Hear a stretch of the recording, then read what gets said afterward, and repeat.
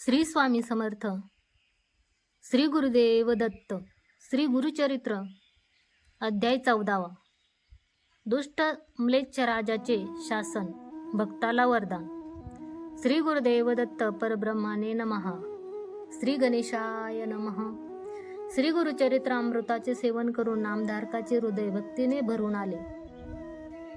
आतापर्यंत शाश्वत ज्ञानाचा भांडार असलेल्या श्री गुरुचरित्राचे श्रवण करूनही त्याची ज्ञान तृषा शमन झाली नाही. त्याचे मन श्री गुरुचरित्रात संपूर्णपणे मग्न झाले होते. या स्थितीत त्याने सिद्ध मुनींशी सविनय विनंती केली. हे महायोगी, श्री गुरूंनी सायन देवाचे आदरातिथ्य स्वीकारून संतुष्ट होऊन त्यांच्या कुळातील सर्वांना गुरुभक्त होण्याचे वरदान दिल्याची कथा व ब्राह्मणाची उदरपीडा शमन केल्याचा प्रसंग आपण सांगितला. कृपया पवित्र श्री गुरुचरित्राचा पुढील भाग सविस्तर सांगा, जेणेकरून मला ज्ञानोदय लाभेल व माझ्यात अंतरशक्ती जागृत होऊन माझे इंद्रिय अंतर्मुख होईल. श्री गुरुचरित्र ऐकण्याची तीव्र अभिलाषा जाणून सिद्ध मुनींनी आनंदाने म्हटले, हे नामधारका, श्री गुरुचरित्र भक्ताचे सर्व अभिष्ट फलप्रद करणारी कामधेनू आहे. तुला मी श्री गुरुचरित्राचा पुढील भाग अवश्य सांगतो, ऐक. पुढे सायन देवाने गुरु चरण कमलावर नतमस्तक होऊन त्याची मनोभिलाषा अत्यंत मृदू शब्दात निवेदन केली. हे सद्गुरु, अविद्या मायेने प्रभावित झालेल्या आम्हाला आपण माणसासारखे दिसतात. आपल्या चरणी आश्रय मिळेपर्यंत एखादा भय, शोक, कष्ट, नष्ट या सर्व व्याधीने घेरलेला असतो.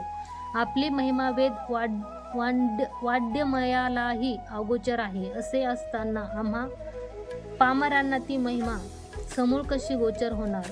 विश्वव्यापक आपण भक्ताच्या उद्धारासाठी मनुष्य रूपाने अवतरले आहात. आपल्या भक्ताच्या उद्धारासाठीच आपण अवतार घेतला आहे. पूर्वी दिलेली किंचित अशी सेवा स्वीकारून आपण मला आणि माझ्या वंशाला इह परलोकी उत्कर्षाचा, ऐहिक सुख समृद्धीचा तसेच वंश परंपरेने गुरुभक्त होण्याचा आशीर्वाद दिला आहे. आपल्या औदार्यतेला व करुणेला अन्य उदाहरण व उपमाच नाही. हे गुरुनाथा, मी तुम्हाला शरण आलो आहे. माझ्या वंशातले सारेच अखंड व परिपक्व गुरुभक्त व्हावेत अशी माझी इच्छा आहे. त्या सर्वांनी मला निरंतर सेवा आराधना करावी आणि त्यांना या लोकात उत्तम गती व परलोकात सद्गती मिळावी असा अनुग्रह करा. कृपया माझी विनंती मान्य करून ती पूर्ण करा. हे गुरुराया, मला आता माझ्या मनातील आंतरिक वेदना निवेदन करायला अवकाश द्या. आपण सकल विश्वाचे एकमेव आश्रयस्थान आहात. असे सांगून सायन देवाने गुरुचरणाला पुनश्च अभिवंदन करून प्रार्थना केली. कुग्राम व 6 कुलहीन सेवा या युक्तीप्रमाणे गेल्या 1 वर्षापासून मी एक क्रूर, अधर्मी अशा यवनाच्या सेवेत आहे. तो दरवर्षी ब्राह्मणाचा वध करून अपार आनंद मिळवतो. सेवेचे निमित्त साधून माझाही वध करण्याची योजना त्याने आखली आहे. माझे भविष्य अनिश्चित आहे. मी परत सेवेत रुजू झाल्याक्षणी माझा वध निश्चित होणार. अहो गुरुजी, कृपया येणाऱ्या आपत्तीपासून माझे रक्षण करा. परंतु माझ्या सौभाग्यामुळे मला आपले दर्शन भाग्य लाभले, त्यामुळे मला मृत भय नाही. आता मला राजाच्या हस्ते मरण येऊ शकणार नाही, हा माझा ठाम विश्वास आहे. मी आपल्या आश्रयात सुरक्षित आहे. श्री गुरूंच्या कृपा कटाक्षाचे भेदन कुणीही करू शकत नाही. असे हात जोडून सायन देवाने श्री गुरूंशी आपली मागणी प्रस्तुत केली. तेव्हा श्री गुरूंनी त्याच्या मस्तकावर वरद हस्त ठेवला व आशीर्वाद दिला. सायन देवा, तू अजिबात चिंता करू नकोस.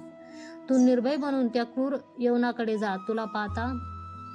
तुला पाहताच तुझ्याविषयी त्याला प्रेम, आदर व पूज्यभाव निर्माण होईल. त्यामुळे तुझा वध करणे सोड. तो तुला अगदी आनंदी, संतोष व प्रेमाने जवळ करेल व परत पाठवेल. तू सुरक्षित परत येईपर्यंत आम्हीही येथेच वास्तव्य करून राहू. त्यानंतरच आम्ही जाण्याचा विचार करू.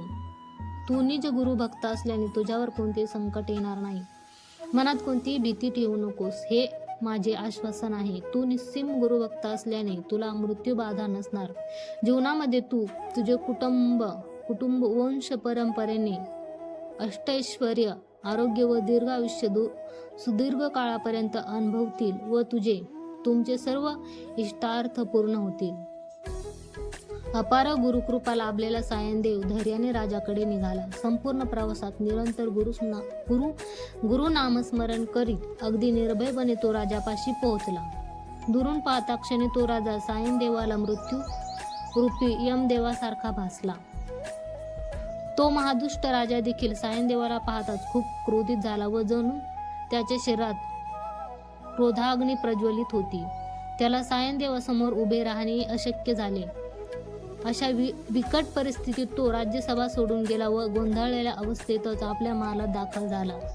ह्या भ्रमात सायनदेव देखील घरी परतला. आगामी गंभीर घटनेचा विचार करून तो भयभीत झाला. त्याच्या मनात क्षणभर चिंता व मरणभीती ग्रासली. अशा संदिग्ध परिस्थितीतही तो गुरुनामस्मरण विसरला नाही. त्याला माहीत होती की गुरुकृपा झाल्यावर कोणते अरिष्ट होणारच नाही. सद्गुरूंच्या कृपेला पात्र असलेला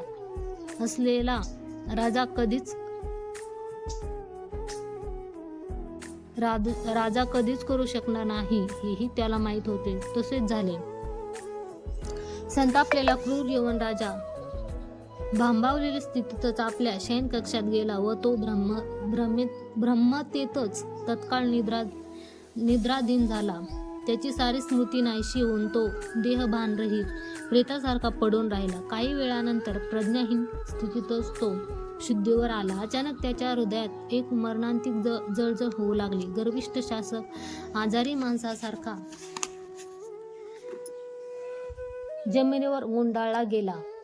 त्याला प्राणघातक वेदना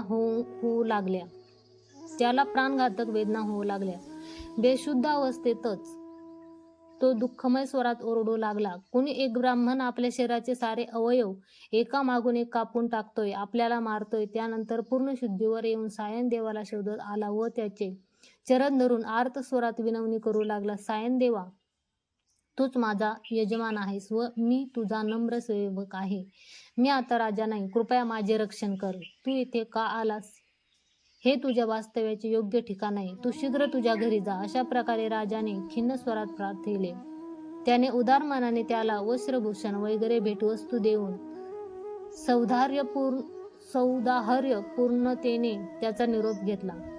या घटनेद्वारे सायनदेवाला गुरुवचनाचा व गुरुमहिमेचा प्रत्यक्ष अनुभव मिळाला. गुरुमहिमेचे स्मरण करीतच प्रसन्न चित्ताने व तीव्र गतीने चालून सायनदेवाने गुरूंचे दर्शन घेतले. श्री गुरूंना साष्टांग नमस्कार केला व उत्तम रीतीने गुरूंचे अनेक प्रकारे स्तवन केले. मग त्याने त्या क्रूर यवनराजाच्या भेटीदरम्यान ज्या ज्या गोष्टी घडल्या त्या संबंधी अत्यंत सविस्तरपणे श्री गुरूंना वर्णन करून सांगितले. ते ऐकून गुरुजी संतुष्ट झाले व गुरुजींना तिथे राहण्याचे अगत्य नव्हते. ते दक्षिण देशी तीर्थयात्रेसाठी सज्ज झाले. ही निराशजनक बातमी जाणून सायनदेव खूप अस्वस्थ व दुःखी झाला. तो श्री गुरूंना हात जोडून विनयपूर्वक म्हणाला, हे स्वामी, श्री गुरु चरण कमलाच्या वियोगाची वेदना मला सहन होणार नाही. तुमच्या विना एक क्षणही जिवंत राहण्याची माझी इच्छा नाही. जर मला आपल्या परमपावन चरणांचा वियोग घडला तर मला अतिशय दुःख होईल. आपण संसाराचे तारक, उद्धारक, रक्षक आहात. निसंशय आपल्या शक्तीत परब्रह्मशक्ती आहे. तुमच्या निर्गमनानंतर आमची काय बरे गती होईल. मला तुमचा वियोग कदापि होऊ नये. आमच्या कल्याणासाठी आपण अवतरले आहात. जर तुम्ही निर्गमनाचाच निश्चय केला असेल तर कृपया मला तुमच्या सोबत येण्याची अनुमती द्या. आता हा प्रपंच पुरे झाला. अशा प्रकारे विनवून पुन्हा श्री गुरूंच्या चरणावर मस्तक ठेवले. त्यावर श्री गुरूंनी त्याला समजावून सांगितले, अरे सायनदेवा, असा विनाकारण दुःख करू नकोस. दक्षिण प्रांतात तीर्थाटन करून 15 वर्षानंतर परत आम्ही येथेच येऊन तुला दर्शन देऊ. त्यावेळी मी कायमस्वरूपी तुझ्या या गावाशेजारीच वास्तव्य करीन. तेव्हा तू सहपरिवार आप्तेष्टांसह येऊन माझे दर्शन घेऊन माझ्या सेवेत निरत हो. असे म्हणून त्याच्या मस्तकावर वरदहस्त ठेवला आणि भौतिक जगात समृद्धी उत्कर्ष मिळण्यासाठी, पाप दुष्कृत्यांचे निर्मूलन होण्यासाठी त्याला आशीर्वाद दिला व निरोप घेतला. त्याने श्री गुरूंच्या गौरवार्थ त्यांना वस्त्रभूषण अर्पण केले व गुरूंच्या आज्ञाप्रमाण मानून सरस्वती तीरावरच वस्ती करून राहू लागला. श्री गुरु आपल्या शिष्यांसोबत तिथून निघून पृथ्वीवर भ्रमण करीत करीत आरोग्य भवानी वैजनाथ तीर्थ पोहोचले. वैजनाथ तीर्थी पोहोचले. तिथे त्यांनी काही काळ गुप्त वास्तव्य केले. तेव्हा गुरुभक्त नामधारकाने सिद्ध मुनींना विचारले, स्वामी, सर्वव्यापी गुरुवरी अशा रीतीने गुप्त रूपात राहण्याचे कारण काय? त्यावेळी त्यांच्यासोबत कोणकोणते शिष्य होते? कृपया माझ्या शंकाचे निरसन करा.